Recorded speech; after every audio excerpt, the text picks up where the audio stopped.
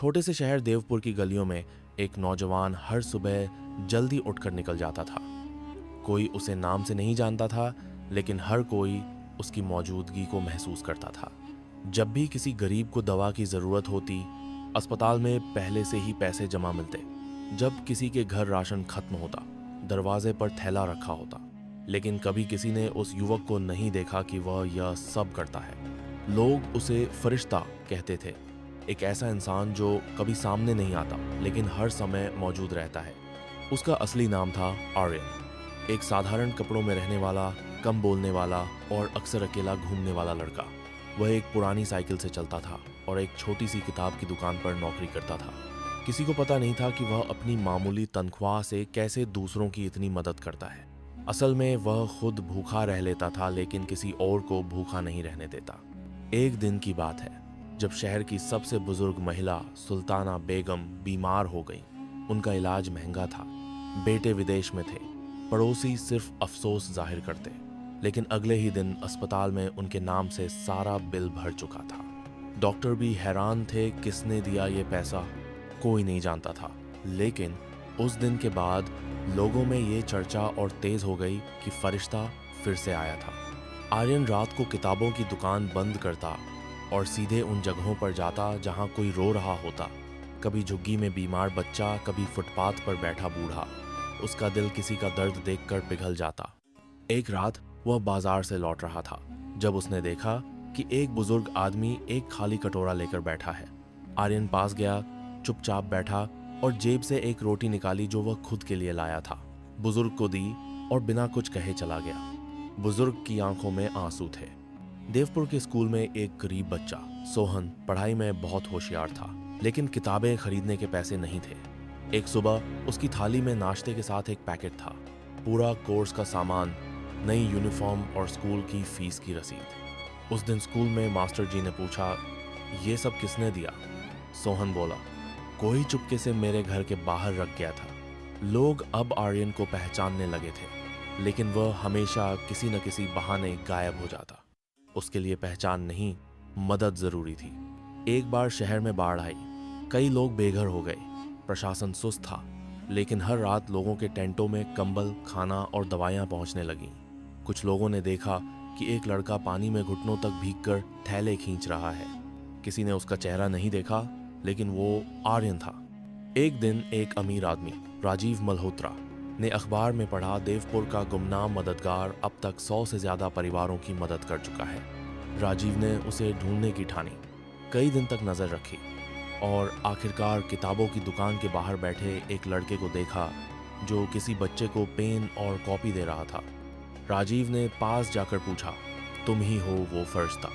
आर्यन ने मुस्कुराकर कहा, मैं तो बस इंसान हूँ। देवपुर में अब आर्यन का नाम धीरे धीरे लोगों की जुबान पर आने लगा था।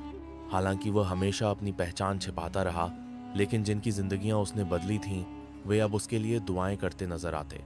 आर्यन अभी भी किताबों की दुकान में काम करता था, लेकिन अब उसकी आंखों में हल्की सी चिंता रहने लगी थी।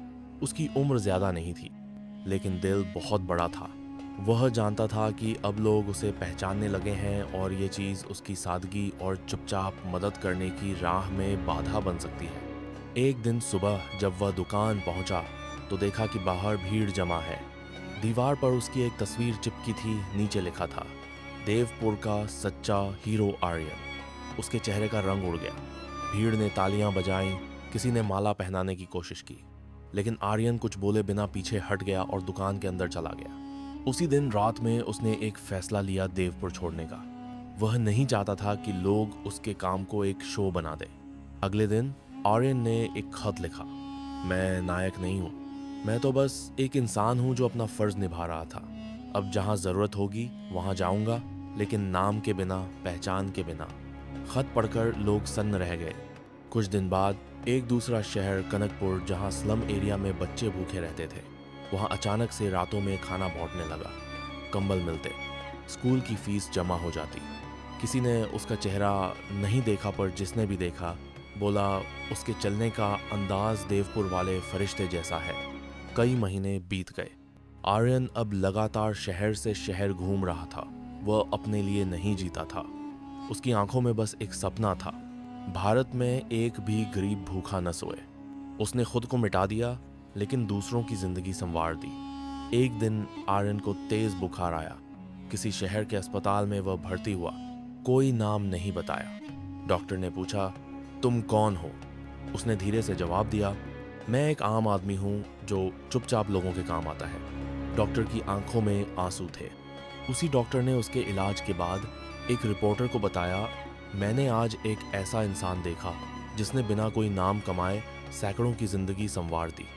अगले दिन अखबार की हेडलाइन थी, देश को ऐसे ही फरिश्तों की जरूरत है। लेकिन आर्यन उस शहर से भी चुपचाप निकल गया। आखिरकार कई सालों बाद एक एनजीओ ने आर्यन सेवा ट्रस्ट शुरू किया। लोग आज भी नहीं जानते कि वह कहाँ है, लेकिन हर गली हर शहर में उसकी छाया है।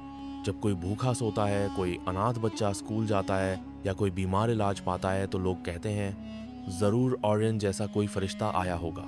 आर्यन अब 50 से भी ज्यादा शहरों में घूम चुका था। वह जहाँ जाता किसी को उसकी जरूरत होती और वह वहाँ मौजूद होता। लेकिन अब उसका शरीर थकने लगा था। एक रात एक छोटे से गांव सरसपुर में वो एक पेड़ के नीचे बैठा था। ठंडी हवा चल रही थी और उसकी आंखों में आंसू थे। उसे अपनी माँ याद आ रही थी जो हमेशा कहती थी, बेटा अगर कुछ बन सको तो किसी के आंसू पोंछने वाला बनना। वह माँ अब इस दुनिया में नहीं थी, लेकिन आर्यन उनकी बात को अब भी जी रहा था। उसी गांव में एक 15 साल का लड़का इमरान हर रात भूखा सोता था, लेकिन पढ़ाई में होशियार था। जब आर्यन को उसकी कहानी पता चली तो वह खुद इमरान के घर गया। टूटी हुई झोपड़ी, बीमार पिता, काम करती माँ और पढ़ाई के लिए लड़ता इमरान। आर्यन ने बिना कुछ कहे उसके हाथ में किताबें, स्कूल फीस और खाने का सामान रख दिया। इमरान की आंखें भर आईं। आप कौन हैं? उसने पूछा। आर्यन सिर्फ मुस्कुराया, एक इंसान जो अपने हिस्से की रोशनी बांट रहा है। पर इस बार कुछ अलग हुआ। इमरान ने सिर्फ मदद नहीं ली, बल्कि आर्यन के साथ चलने का फैसला कर लिया। और वही दिन था जब पहली बार आर्यन के साथ एक साथी जुड़ा। धीरे धीरे जहाँ जहाँ आर्यन गया वहाँ कुछ नौजवान उससे जुड़ने लगे। वे चाहते थे कि जो आर्यन कर रहा है वही वे भी करें, बिना किसी लालच, बिना नाम के। और फिर जन्म हुआ गुप्त सेवक अभियान का।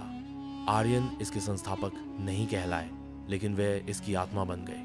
उन्होंने एक नई सोच दी, नाम मिटा दो, काम छोड़ो नहीं। अब देश भर में सैकड़ों गुप्त सेवक थे। वे किसी को दिखते नहीं थे, लेकिन अस्पताल, स्कूल, रेलवे स्टेशन, बस अड्डों और झुग्गियों में उनके निशान मिलते थे।